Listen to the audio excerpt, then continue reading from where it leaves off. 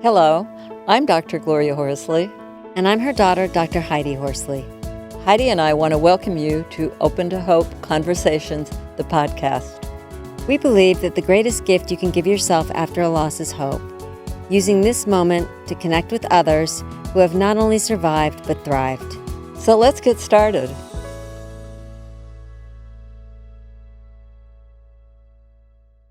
Welcome to the Open to Hope Show. I'm your host, Dr. Gloria Horsley, with my daughter and co-host, Dr. Heidi Horsley. Heidi, we have got a great guest today because, as you know, a lot of people that we've dealt with over the last many years have had trauma.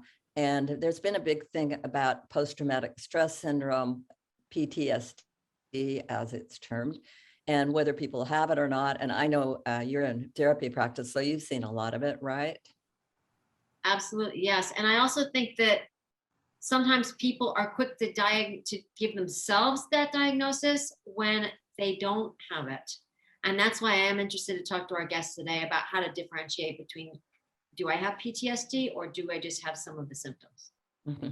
Yeah, and this is a great expert because he has a new book that's going to be really groundbreaking about treatments to treat people who have PTSD. So Heidi, would you like to introduce him?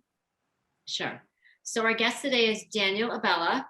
He graduated from Columbia University with a degree in biophysics and trained in somatic therapy and cognitive behavioral therapy. He is the author of the book, The Theater of the Mind.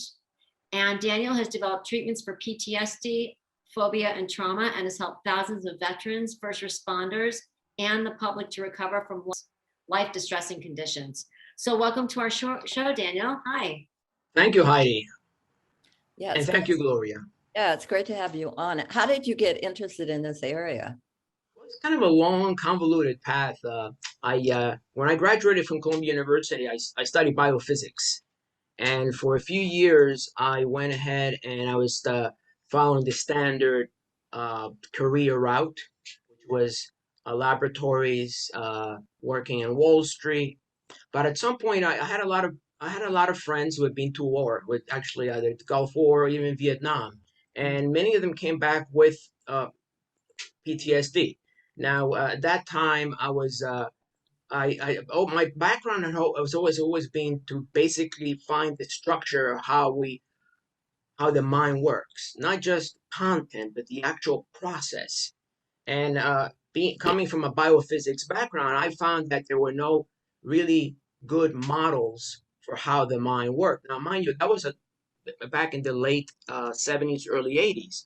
So we had, say, Freudian analytic psychology by Jung. We had Freudian psychotherapy. We had maybe Gestalt, but there was no real formal model how the mind works. So after seeing so many of my friends' lives being destroyed essentially by this condition, I decided that it was important to really start focusing on learning and finding a model that would help the person in a brief amount of time. So, in the early 90s, I started working with a variety of different modalities. One of them was taught by Richard Bandler and John Grinder. Another one was somatic therapy, and another one was cognitive therapy. And I find each one of them had its strengths. So, combining all three modalities, I came across a system or a process which has actually been already used in England on a limited basis, but it has very little exposure here in the US. And this process is, I call it the VKD technique, visual kinesthetic association process. Visual kinesthetic. Now, this technique has been around for quite some time, and I applied it. And when I applied, the results were very, very effective. And yet I asked myself, how is it that other people are not aware of it or even using it? I figured part of it was that what was missing was a framework to understand how it worked, because it works almost like a charm that quickly. And I started looking at other areas where we see the development of PTSD. PTSD is a hyper vigilant state. It's a hyperreactive state that comes from usually a single trauma or a series of traumas. The way usually PTSD is diagnosed is through the symptomology. For instance, blackouts, trouble sleeping, problems, substance abuse. It's a series of different specific symptoms. Usually, if someone, let's say, has trouble sleeping or maybe has an issue, that may go away on its own. But if it lasts more than 30 days, Okay. usually there is the person or the client should consider some sort of treatment or at least exploring the nature of this condition. PTSD stands for post-traumatic stress disorder. Many of our audience members have been with or seen family members die. And would that classify somebody to go in? Would that be the type of stress? It might, if they find that they have recurring nightmares, if they have blackouts, if they have overwhelming sadness or depression, if they feel helpless, if they have this complex series of symptoms would probably suggest, if not PTSD, unresolved grief. Mhm. I think you mentioned that a lot of people have seen, including some relatives of mine, have seen their parents literally die. They couldn't even say goodbye to them. So there's also a lot of unresolved grief there that hasn't been properly allowed to take its course. Yeah, And and I have seen that. Heidi and I've seen that because we attend a lot of grief conferences and interview a lot of people. And we hear of years and people have been in therapy and they're still having some of these problems. So you've got a new treatment. What would I do? Tell us about your treatment. okay, so the treatment for grief therapy, which is part of this program, is essentially just like we explore the mechanisms of PTSD, we also explore people who have recovered from grief in a relatively healthy amount of time versus the ones who are still grieving 20, 30, 40 years uh, after the event. And what we found is that it boils down to specific uh, cognitive and perceptual processes that a person does. In a nutshell, the way when you think of a memory, let's say of happy times with someone, right? Uh, we would if the person is in the memory, is experiencing fully in all its senses, Mhm. right? That's referred to as an associated state to the memory. If the person sees himself in a picture, and in a small black and white picture is usually dissociated. So what I found in working with people with grief and PTSD is that those who are able to process the grieving process, which as we all know goes through 5 steps, you know, are able to at some down the line sort their memories. So the memories, the pleasant experiences a person have when they remember the good times, they're fully associated to that.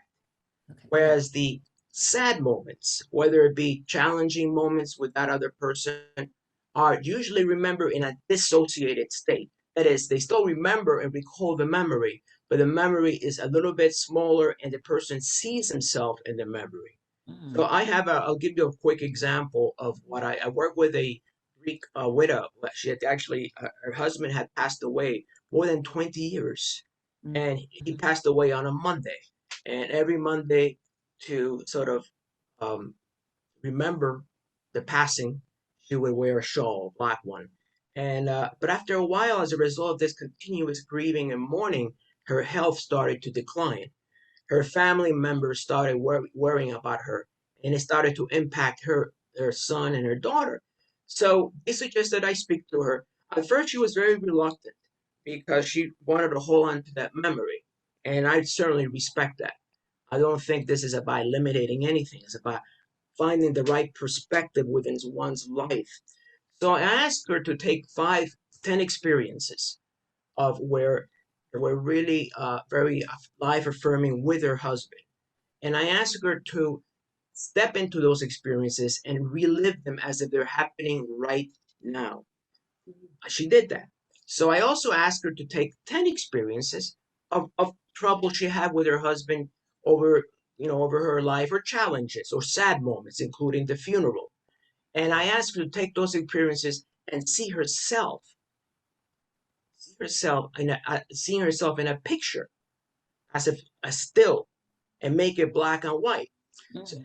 So the result was that, and then the result was to sort out those 10 experiences for the positive and 10 for the not so positive, and allow her unconscious to keep sorting out those memories over time. And I asked her to remember her husband, those positive experiences, and continue to affirm her own life as an affirmation of those experiences she had. And she can still remember the sad experiences, but from far away. So the And issue, what happens in the brain when she does that? well, essentially, what it does, it allows us to sort out our own perspective on the relationship we had with that person. So the best way to describe it, I want to mention something, segue to something that we all experience. We've seen, many of us saw the movie Jaws, 1970, I think it was 77. And as a result of watching Jaws, many people had phobias. And you ask yourself, how is it you can watch a movie and get a phobia? After 9/11, a lot of people watched the towers fall down. People that were thousands of miles away developed PTSD. So I asked myself, how is it cognitively in our mental process that we're able that essentially this can happen? Theoretically, PTSD could only happen as a single experience to the person. So what I found out is that there is a relationship between the way our mind codes memory and the way it's presented in the media. So and that relationship can be very symbiotic and can reinforce a positive feedback of good images versus traumatic images. This is why a lot of people, I basically advise people to be very careful about watching too much bad news. Not because we all know that, but what they don't realize is this can be installed in their memory.